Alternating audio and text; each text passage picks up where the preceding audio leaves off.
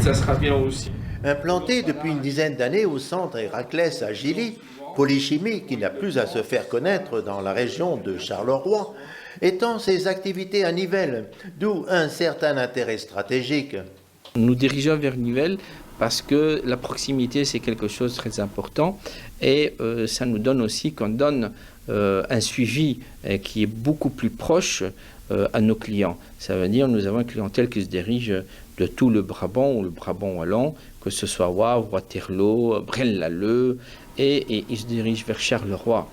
Et on voit aussi que maintenant nous sommes présents sur le site des Nivelles avec notre partenaire qui est là aussi et que nous sommes dotés d'une grande infrastructure parce que tout ce qui touche le logistique, c'est quelque chose qui apporte un plus à nos clients.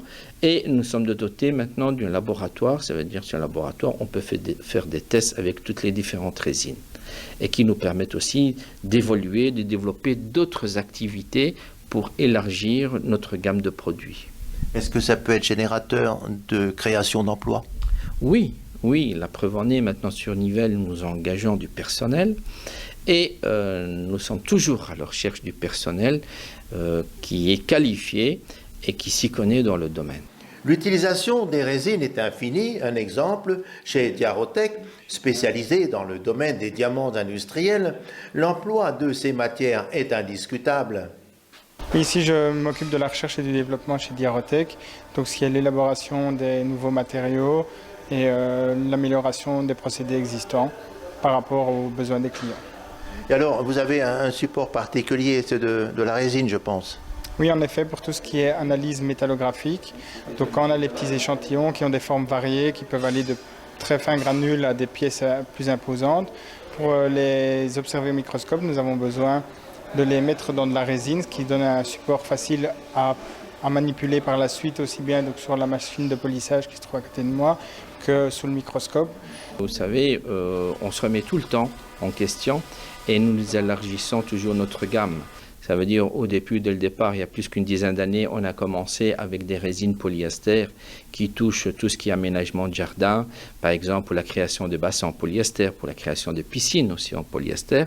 Et aujourd'hui, nous touchons aussi le monde du bâtiment, par exemple, comme tout ce qui touche aux phénomènes et aux problèmes aujourd'hui d'étanchéité. Et aussi, nous sommes les distributeurs dans la région et en Wallonie d'une façon générale, par exemple chez les grossistes en peinture, avec des peintures qui retardent le feu, ce sont des peintures ignifuges.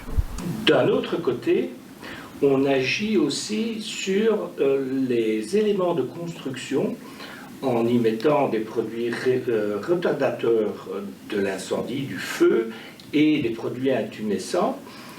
On améliore la tenue au feu des éléments qui constituent le bâtiment, les colonnes, les poutres, qui, normalement, dans un incendie, une poutre en acier, elle fléchit et laisse tomber tout ce qu'elle supporte, les étages supérieurs. Tout le monde a vu des effondrements d'incendies. C'est les pompiers qui demandent, ou bien l'architecte, une classification, une résistance au feu et qui détermine les quantités et l'épaisseur. On appelle, ce sont des épaisseurs, ce sont les massivités qui déterminent la résistance au feu. Alors, comme c'est technique, on joue le rôle d'assistant, de vendeur et aussi, ça nous arrive d'être sur des chantiers pour vérifier si le travail il est bien exécuté et c'est comme ça que nous délivrons les attestations.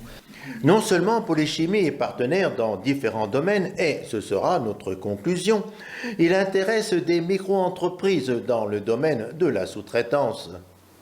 Ça nous permet de travailler en collaboration étroite ou aussi on peut leur donner du travail ou de la sous-traitance, surtout dans le domaine du conditionnement.